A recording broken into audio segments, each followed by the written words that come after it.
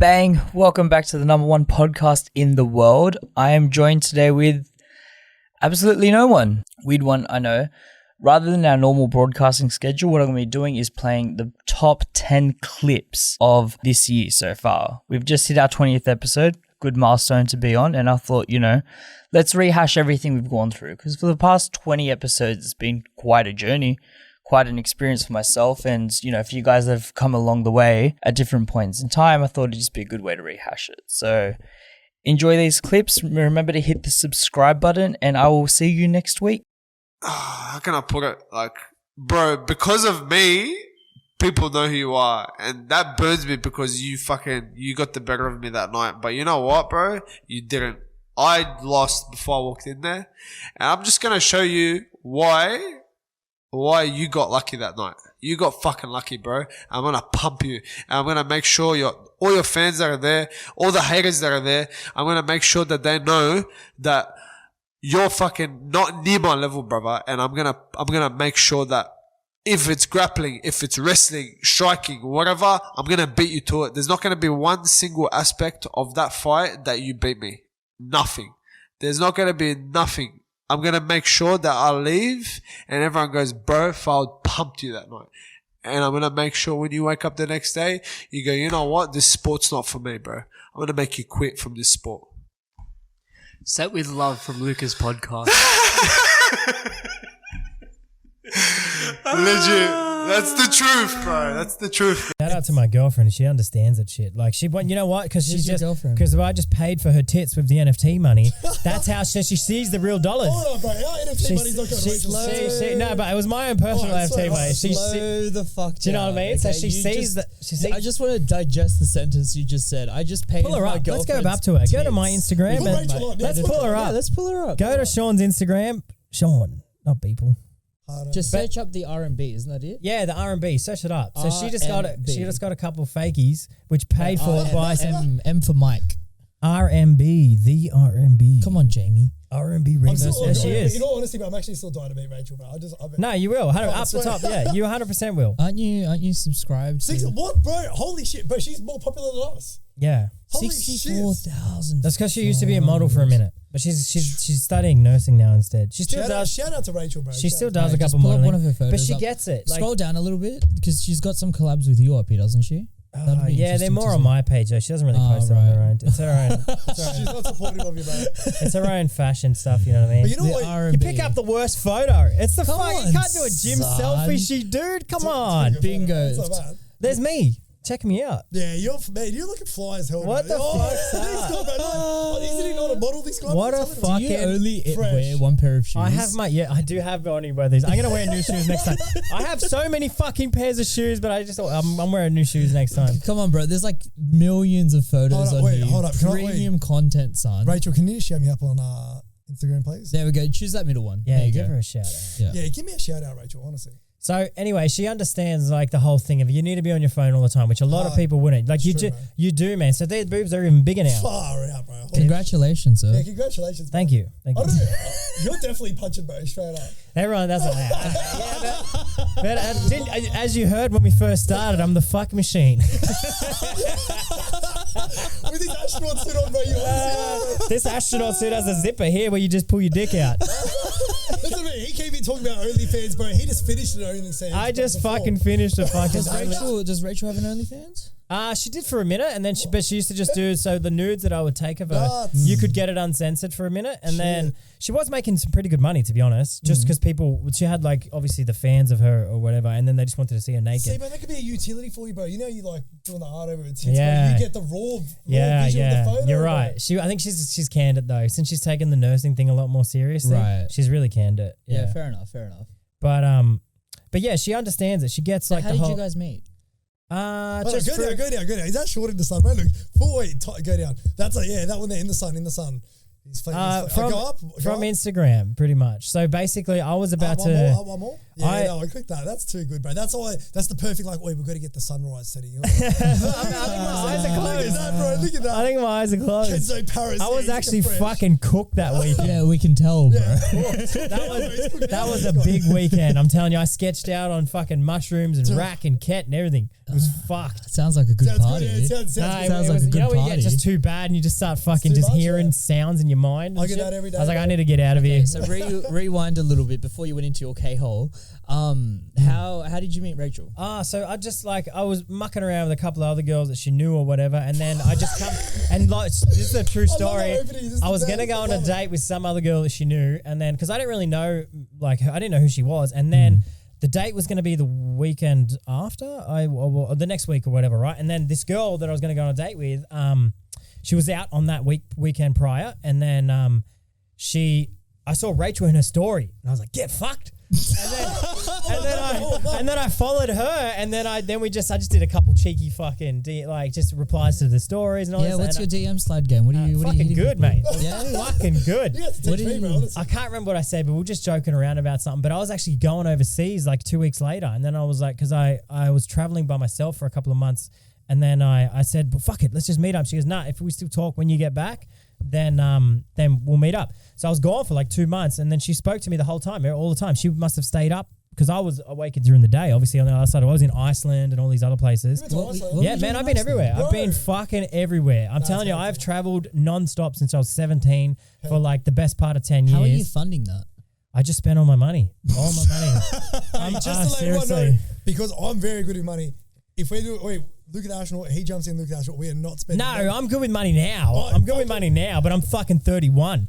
Took me over 10 years to get good with money, but I just dedicated. I was like, you know what? Fuck it. I don't give a fuck about a house. I don't give a fuck about anything.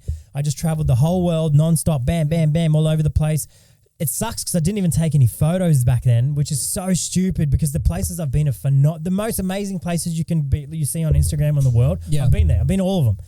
But I just barely, I didn't give a fuck about photos. It was so stupid. But now. But you're a photographer. What do you Yeah, mean but I you take wasn't back photos? then. But I'm telling you, mate, when we get fucking next year, once we kick things off and we can hopefully get this Exedia, but we're going to take a nice little holiday. We'll put it this way. No, there's no holidays. We're definitely going to San Diego Comic-Con. Yeah, that's right. We'll go to Comic-Con, we'll bounce around, go to Vegas, pop over to New York. You Go know see what I mean? Iron Mike Bro in Vegas for That's sure. right. You've got this girl messaging you for 2 months while you're on the other side of the world. You really must be the fuck machine. It's even over the phone. She never even met me. She never even met me, and I was knocking him out for free. 100%. Yeah, And then that's why I look up to this guy, bro. I'll tell you, he's my big bro, man. This guy's just setting the trend for me, bro. Video matches his graph to what's happening now in real time, and it's the same. Yeah. And you're like, these people know their technical analysis. Yeah. So I'm just like, you know what? Follow them. The ones that look good that are going to make you the biggest gains. Toss a few grand. Be happy. See, you lose a few grand, you lose a few grand. But if you make it, and these coins ever hit 3-4 times, you're laughing. Yeah. Why wouldn't you? But look, obviously do your own research, not financial advice. I don't think that covers it, bro. It covers it. I look at it like a lot. New coin that Mirza and I are actually financial analysts, and we are telling you to right now go and buy Dogecoin. Go do it right now. There's a link in the description. Shibu, Doge, Yes. all those little we are shit coins. no way in all financially going to benefit from you buying Dogecoin, but go buy Dogecoin. I might actually, if you pump it enough. Well, that's what it is, right? These shit coins are essentially just pump and dump schemes. 100%. A lot of them. 100%. A lot of them. I wish I it's could buy Doge. it's this guy just 40 years later. He's what a king. What a king. What a king. What a he's fucking done king. in his life. I mean, it's obviously not him. That's Leo, but Do you follow him on Instagram? no, I don't. Oh, really? He's so fucking entertaining. He's Really? still doing his thing out there. I see he's on. Come back to TikTok. He's back on TikTok. I see. Yeah, He's yeah, on, he does, doing, a lot of reposting reactions. random videos Yeah. and stuff. But that's he's lived it. He made his mistakes. Or, I don't even think they were mistakes. He made his money the way he made his money. Unlucky. Respect Yeah. the hustle. Look, he's paid his dues, and now he's come back, and he's a great salesman, man. There's something about the fact that, and I want to stay nuanced here because I understand probably a lot of people got fucked over by him and a lot of people lost their money. But come on, it was such a good fucking story. Tell me you didn't love that fucking movie, The right? whole movie, the concept was- and everything, steals a man's girl. What did he say? He had this one brilliant quote. He said, I didn't mind that I was taking their money because I knew how to spend it better. And I was like, fuck yeah. Legit, what's that lady? They rip off an 80-year-old lady or something. What is she got to do with her life saving? Like I say, she's out of the door Poor any minute Margaret. anyway. Poor Margaret. Margaret, if you're listening, we're sorry. Unlucky. Unlucky. That's the lay of the land. The Yeah. strongest got to survive. He knew what he was doing. He made the best out of it. Well, he preyed off everyone's kind of, and it's human nature. Everyone wants that quick fix. Everyone wants that, how do I get rich tomorrow? Everyone wants that, how do I make money very, very quickly so that I don't have to go to work on Monday? But that's your thing. Do you And so then here comes Jordan Belfort. He's got an amazing sales pitch. He's got this bullshit company that's going to make you believe that you too can have financial success. You're financially independent. And then meanwhile, he's standing there on the other side of the phone like that. He's having a laugh at you. He's You having hang a up, they're laugh. high-fiving. Yep, we ripped Yeah. another one off. Go get the $20,000 bottle of champagne. Yeah. You're like, mate, but that's respect the hustle. Like, you know, if you didn't do your own research, it's your own fault. Well, I think he looks back on it now and he realizes that it was fucked up. You know what I mean? I don't. You know? I don't. No. Unlucky. If you don't do your own financial research, Yeah. like, just Look, if there's anyone wanting financial advice right now, if it's too good to be true, it's because it fucking is. 100%. It's like all the little coins and stocks now. Yeah. Like, this is going to have 100 times in a week. No, it's not. It's Yeah. not going to 100 times in a week. Yeah. Like, let's be realistic. Yeah. No, but Go buy the S&P 500. Go buy the ASX 200. Put in $1,000 a month. do your own. Like, yeah, that's it. But that's just Over your a own research. long-term period, it averages a 10% return every single year. You know, and once you factor in all the highs and lows, you always make money on the ASX 200. 100%. 100%. You That's always it. make- Like Warren Buffett. He never made a shit ton of trades that made 1,000 times in a day. It was all slow, progressive trades. Sure things that he knew were going to make him money, Yeah. bit by bit. And look at him now. Like, granted, he doesn't know what to do with his money. He's out of the. Well, he sucks at spending it. That's what I mean. Good. Yeah. That's why, like, in this fight, I got construction man strength. Mm. You know what I mean? He's still a boy, bro. He hasn't grown up yet. You know what I mean? So he's gonna feel strength difference. Yeah. Like, bro, my grip's like vice grips, bro. I'll grab, and like, you're not getting out of it. Yeah. You know what I mean? He won't be able to do that to me. He'll hurt his fucking hand if he tries to grab me. It's just hard to look at him and see him as a fighter. Yeah, It's he can hard. fight. I know he can fight. I've seen him do it. He can fight. I've seen him do it. He's a good fighter, man. I'm gonna motorboat him at the weigh-ins, but I have to. Look at that, man. He has bigger tits than my ex. That's hectic. I have to. You look so happy in that Oh shot. yeah, I was happy. I was Yeah. very happy, man. It's good to be back, you know, doing what I love. And now, like Urban Fight Night, like where it is now, because when I thought it was Urban Fight Night 8, Yeah. now it's 27, and like look, they have live streaming on now. They have commentary, Yeah. lighting, DJs. Like it's mad, you know. Yeah, what it's I a mean? full production. It's fucking hectic. It's a full production. I can't wait. Yeah. I do want to see them do more of the fight promo and stuff like that. Like I think what really sells a fight for a lot of people is when they connect with the fighter behind them. Backstory, Exactly. and everything, yeah. That's why characters like Khabib or Israel or Connor Yeah, or John Jones, even like these like stellar watching fighters.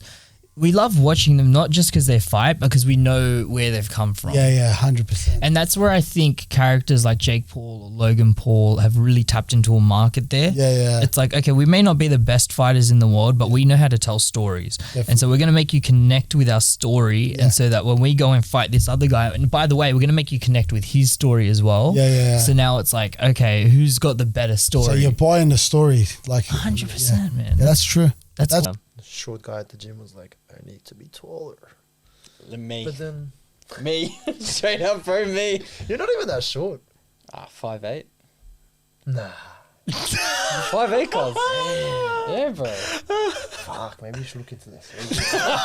I've already thought about it, don't worry. Fuck, I didn't know you were that short. Yeah, 5'8". What are you? I don't know. I don't measure. Measured something else, but. Yeah, you know. I only know I'm 5'8", but like I've always known I've been around that mark because whenever I've had to go like for an operation or something and then they Oh, so you have done the procedure. no, not that procedure. I've done some procedures. Yeah, what have you done? He's elongated something else. Yeah. Oh no, I'm all right there. We had the last one actually was my wisdom teeth. So which I found fucking weird why they had to measure my height. So they weigh you. Yeah, badly, right? Literally. I went to fucking take your wisdom teeth out, bro. Bro, it was so fucking weird, right? So putting a finger up his not that bad. I get to Chatswood Private, right? So they get there, they give you the whole dressing down fucking shit to wear. And then they weigh you, they check your height, and I was like, what the fuck am I getting prepped for? Like, what's going on? Then they're like, the whole piss in a cup shit. I'm like, bro, what the fuck? Like, I don't think you just got your wisdom tooth from when you were asleep. Like, my missus got them done the other day, and they just took the teeth out. oh, that's in the chair. That's different. They just gave it like, My ones were fucked. But you remember how I was afterwards? Bro, I was like fucking... You were fat. I was like Alvin and the fucking Chipmunks times 6. Your face went... Bro, I was wrecked, man. And like every day just progressively got worse and worse and worse. Yeah, I definitely don't think they just took your teeth out, to be honest. Oh, bro. I don't know. They were fucking playing drum kit inside my cheeks, Was there bro. like a little doll? For your fucking wisdom teeth, remember, guys? Straight out. Was there like a little doll riding a bike before you got into the procedure? It would have made more sense. Yeah, it really would have. Shit does not sound I was thinking that though, because when you got your wisdom teeth out, Luca from the future, put a photo right there. When you got your wisdom teeth out, I was shocked by how much you swell up, man. Yeah. Well, I think it was because the ones on the right side were, I can't remember the exact words, but it was like impacted, and then they said that it was like gonna hit nerves and shit, so like they had to come out regardless. But this side wasn't as inflamed, but this side was like fucking from here to Cabramatta, bro. Like, shit. It was fucked. And you were in a lot of pain. I think I lost like 5-6 kilos within like 2-3 weeks. Yeah. Fuck. Cause I couldn't eat. I was fucked, bro. Straight out. I was having protein shakes every day, and then even to like have a straw in my mouth, because all the inside of my gums and like my jaw, like, I don't know how to explain it. It's like, you feel your jaw here, right? Yeah. I felt it like where my tongue was. Like, that's how everything was like, it was, bro, it was so much pain. I would never wish that on anyone. Chatswood was fucking for your wisdom teeth. So much pain. Couldn't eat, couldn't train. Like, even when you came and visited me, I was like slowly starting to get better at that point. Yeah. But for the first 4 days, every day my face just got like more and more swollen. How long did it last? The pain? The pain... I'm still in it. Just quietly. I hate my life. Fight or flight, you know what I mean? So you can flight or fight. So pretty much I ended up snapping and going, I can't get beaten up like this anymore. Yeah. And when I stand up here, you can just see that my whole body language changes by how I get up, and I just come forward at him. The crazy horse comes out. Yeah, I pretty much had enough. Yeah. And then as you can see now, I was like, right, let's fucking go. Oof, those were big hits. Big left, right hand. And then from here on, now I switch on, and then I just go into my actual game plan. Damn. And now I had to readjust. Oh, but yeah, but you can see the control. swelling on your leg as well. Mm. And then as you can see, you really found your flow, didn't you? yeah, now I'm switched on. I'm back in. All it took was 3 minutes of him punching me the fuck out of me and kicking my leg, and then I'm ready to go. Yeah. It's a shame it took you that long to wake up though, right? Hey, shit happens, you know what I mean? Yeah. You can't help it. What do you think happened in that, like, when you were pressed up against the cage and he was, really putting the pressure on you? I don't know, but this here, I remember. So my coaching staff comes around to me, and they're like bringing a stool for me to sit down, and I just remember going to them, I can't sit down. If I sit down, I can't get back up. Yeah. That's how busted my leg was at this point. Yeah, And, so to take the pressure off and then try and put it back on, yeah. it's would have been game over for you. And then this is where I move into I have to be smart and pressure on the cage and start going from there. Yeah. Yeah. And so what's he saying to you at this point? Well, he's pretty much telling me to switch on. Yeah. But I can't remember exactly what like Coach Moe was saying and Nath was saying at this time, but that we just had to figure out what we needed to do. And what we needed to do, he didn't like it when I pushed him up against the cage. He didn't like it when I was inflicting damage like that. So that's where I started. I had to check those leg kicks. Because look, straight away he comes out, straight for the legs. But you checked that one? Yep. Checked it, moved. And even now, I can just tell by your body language, you're a bit more relaxed, you're a bit more alert, Yeah. and you're like really looking to counter now. Yeah. Like you're just evading that pressure a lot better. Yeah, 100%. So, yep, goes to the leg. How was your gas tank? My gas tank's good. Yeah. Hence the name horse, workhorse. A workhorse. But yeah. So we don't just make a mix or one genre. Like we'll go from like a heavy trance drop to like a big room drop to like a slow, a slow melody, and then we'll bring it back up again. Like we make our mixes like a roller coaster. It's unpredictable. Yeah, that's right. And so it's almost like you're on the edge of your seat the entire way. It's Actually, we want to take our listeners on an emotional journey. roller coaster, on a journey. Wow. That's how we think of it. Take them on a journey. Profound, sir. Yeah, that's how we think of it. When we're actually making the mixes, that's how we think of it. We want to take our listeners on a journey. Because some people listen to mixes and are like, all right, the same beat through and through. All right, not listening, they're doing something else. Yeah. We want someone to pay attention. Yeah. And that's what they do. They pay attention. Yeah, no, exactly. Like I was driving yesterday, today rather, and it was like, oh, my back was up straight, and I was like, wow, this is good. No, like genuinely, I'm not just saying that to flatter you guys. Like I was genuinely like amped up, like there's this endorphin rush of blood just throwing through me. And you get G'd up. It's like a Monday morning. You're like, fuck, it's Friday yet? Yeah, 100%. And that's what you want. Music is this weird thing. Like I think people really underestimate the power of it. Like the thing I almost compare it to is you guys are essentially drug dealers. You guys are selling an emotional experience. Pretty like much. in a weird, like you guys aren't actually drug dealers. It's cheaper than drugs, are you? No. It's just link in the description. But honestly, there is this like chemical reaction that happens in your body when you hear this song, especially if you haven't heard it for a long time. Yeah, like an oldie. Yeah. And then bring it in. We have a lot of old school shit in our stuff, man. Change it up. Shit. There's like this nostalgia hit, and it's just like bam. And that's when people have like are so religious about their favorite artists. That's why you can have something like EDC where 50,000 people are just in the stage going crazy because it's like there's nothing like a song that really just hits you to your core. Yeah. And I don't know if you realize, like, every artist has their own sound. Yes. It's a big one. Everyone's got their own way they want to take it. And yeah, everyone's got their own sound. So are you guys looking to actually produce as well, like have original pieces come out? We're moving into the producing space as we speak. As of a couple months ago. We've got that's exciting. We've got some big things planned in the next couple months. And we're hoping to have a debut single out this year. Really? Hopefully by the end of the year. Yeah. If it's got to make it perfect. I'm so excited for Got to make it perfect. We won't do anything unless it's not right. Yeah. That's what I mean. Like, you can go pretty far in the Sydney music scene, like just mixing alone. But to get to the next level, to be able to go overseas and play at festivals, that's when you have to start producing your own music. Of course. Yeah. Of course. Because, I think in terms of like a club scene, it's not to say that it's easy, but you can make a name for yourself. Like I just do Ivy and this and that and clubs here and there. But then to take it to the next level and go, okay, no, this is my work. This is my music. 100%. Yeah. There's levels to like this that bloke's listening to our song. Exactly. Yeah. Right. 100%. I remember I was watching a few YouTube clips of Avicii and his process. And he's awesome. Amazing. Yeah. Amazing. Like, he's a musical genius. Yeah. Musical genius. Someone you guys look up to, I assume.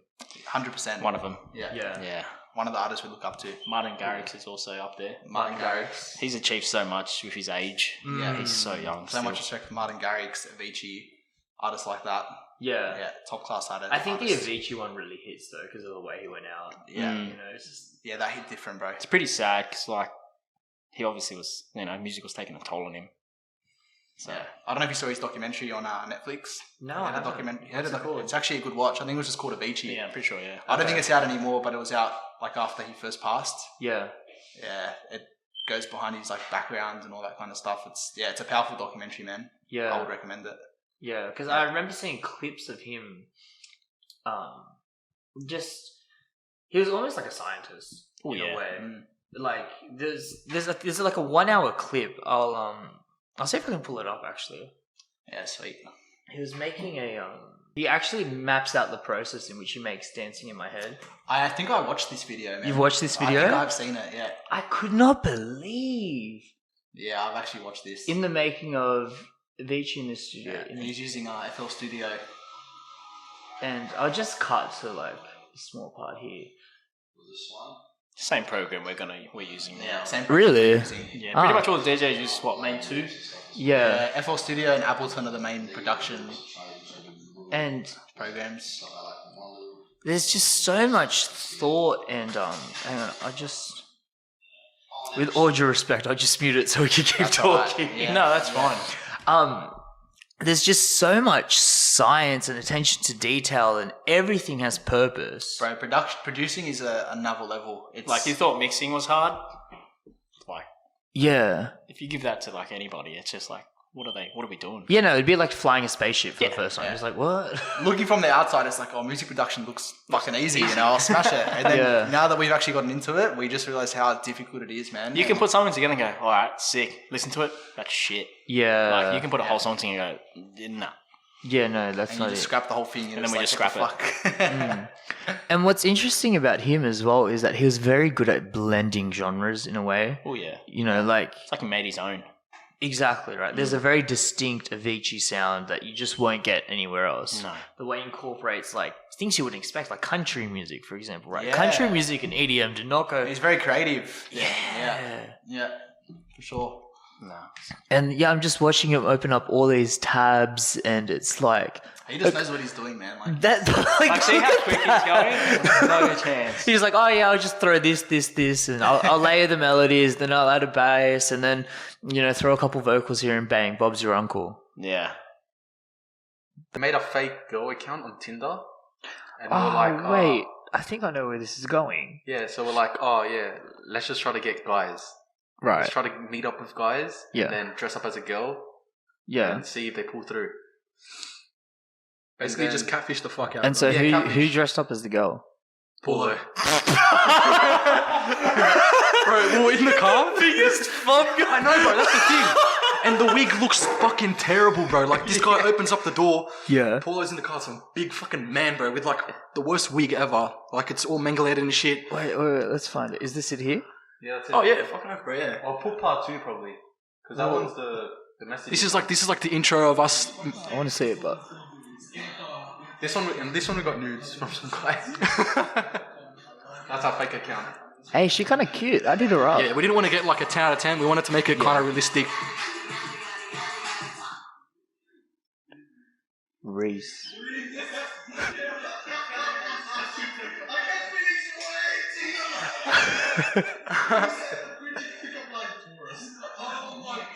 Oh no.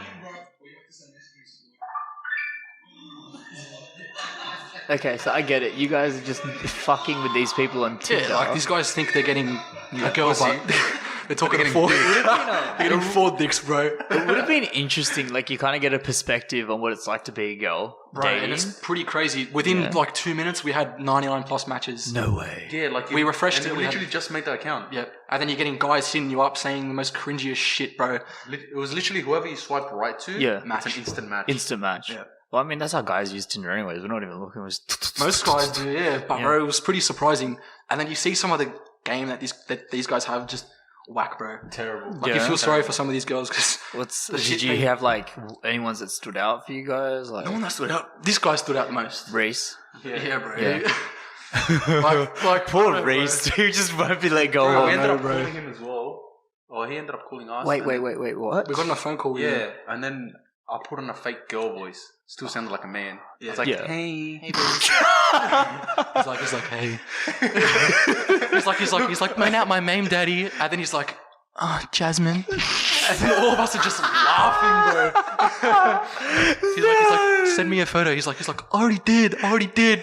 Oh my god, guys! If you have not watched their fucking Tinder catfish video, go watch that shit now. That is funny as shit. fucking hilarious. Afterwards, I felt pretty guilty. I'm like, damn, bro, this guy, the guy that we got out on the date, like, I Yeah, thought, we gotta look at it as his karma. Probably did something bad, you know? This is karma getting back to It's like You're doing God's work, son. That's what we want to do, bro. We want to do like my hero. Wait, but honestly, We do want to get to that, bro. We want to do like another Tinder video, but like catching a predator, bro. Ooh. So like we want to pretend we're like our account will be like a 19-year-old, 20-year-old girl, but then we're talking to this guy. We'll be like, oh, I'm 12, and see if he wants to come out. I don't know if that's something we should do. What? No, that sounds wrong. Didn't I tell you about that? Wait, the guy being 12? No, us being 12. Ah. And then you want to catfish a sexual predator. Yeah, some shit like that. Yeah, I don't know if it's safe to do. I don't know. He'll come out. He'll see 4 of us instead. I thought you were talking about like us saying that we're 19 and then going to a 12-year-old. No, that's fucked up, bro. We're not the predators, bro. We're trying to catch predators. Imagine that, bro. We should put it up to like the age 50 or some shit. And like a sugar daddy edition where like we talk to sugar daddies and try to get paid. All originated from the fact that I used to wear jeans. Everyone knew I got my jeans altered, but it was upon the question, where are your jeans from? They look so good on you because they fit around the ankles, you know, the rips were perfectly at the knees. And I was like, hey, I paid $150 for these and I paid $20 to get them altered. It adds up to $170 when they made the jeans for $10. Oh, yeah, for sure. So why not do it myself, but save the alteration process and also make them more comfier? Because the materials they were made out of were so rigid and tough that it was hard to move in. You put my jeans on, you can snap kick someone on the night out if you have to. That's a good selling point. No word of a lie. I've had people send me Snapchats of them actually kicking and squatting in them and everything. Yeah. One of my MMA coach, actually, I do a little bit of MMA. I'll see if I can get him into a pair of Ace denim jeans and send you that video because he's got some legit kicks. Yeah, I got Top from Box Class. He actually purchased some as well, and for someone like Top, huge legs. I got Nick Hilton from Tanked. Wow. You know? Yeah, those boys managed to fit into them. Yeah.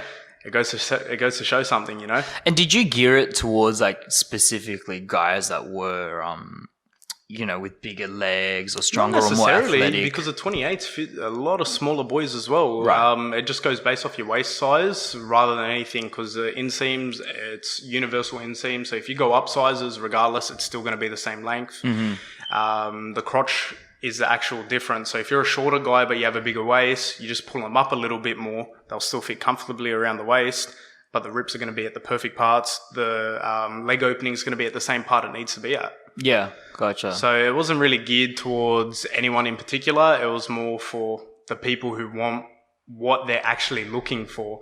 And the amount of times I've heard people say, I've been looking for jeans like this, but they're not anywhere. It's a little bit humbling. Yeah, of course, man. And, especially in the early stages, you feed so much off the feedback. And so much because it's such it's an extension of you. Exactly right. It's your baby. Yeah, it is my brand. And that's why I get caught up in a lot because everyone knows the brand is attached to my name. In the beginning, I didn't know if I wanted to do it, but I realized I do have that social aspect of my life where I do know a vast amount of people. And it's like, I need to attach my name so I can get into them, then they can get it to different people. But also, I'm going to have to eventually end up doing meetings with bigger people, and they're going to have to know that this is the face of the brand. Yeah, of course. Not necessarily the face of the brand, the owner of the brand. Well, there's no face. There's, look, you see it with even, multinational companies, like let's say Tesla. Tesla is married to Elon Musk. Exactly right. He jumps on a podcast and smokes a joint and the stock prices drop 10%. Yeah. There's just that synergy between CEO and company that, it's not with every brand because I couldn't tell you who the CEO of Target is or any of those kinds of companies, but there are definitely certain personalities that tend to gear towards being the face of a company. And I think you've got that. Well, yeah. It's going to be embarrassing if I lose to him. That's the mindset I'm at. So I don't want to leave no stone unturned. Yeah. And I shaved my beard at the start. As soon as Abel told me about this fight, I shaved my beard so I could regrow it again because I like going into that warrior mentality. Like I said, I'm Assyrian, bro. Our kings and our ancient people, bro, as a sport, one of our sports were hunting lions. So I like going into that mind zone, That's fucking wild. Yeah, bro. Hunting I feel lions. bro, I already envision walking out to this fight, but I'm gonna be morphing into one of our ancient kings, like the Ashurbanipals, the Ashurnasirpals, the Sargon. Bro, I don't want to let these people down. On top of, I don't want to let all my sponsors down. I don't want to let, my friends and my family down. Are you down. worried that because you are putting that pressure on yourself, you might crack? Nah, bro. No. Nah. pressure. What do they say about diamonds? They're made under pressure. But nah, man, I'm doing all of this work so he doesn't get a lucky victory. Yeah. Because like if you pull up his fights, like he's so awkward. Yeah, we're struggling to find them before, so I don't know if we'll be able Yeah, to. like it's on Facebook or something, but like he's so awkward. Like I said, it's like, bro, sparring that rookie. 9 out of 10 times that rookie's gonna land a lucky punch on you. I want to make sure that lucky punch isn't there for him. I want to be in and out, bro. I'm gonna be dictating the fight, not him, bro. It's gonna be where I want it to be.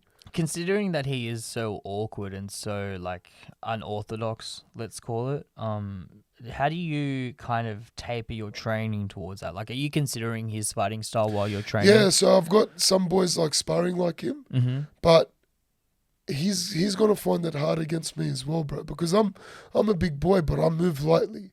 Like every new gym I go to, they say, "Fuck, you move really well on your feet for a big guy." Yeah. Like you got good movement. He's gonna find it hard as well. And I'm sparring with people, not just now, like from before. I'm sparring with people that will put this guy in their pocket.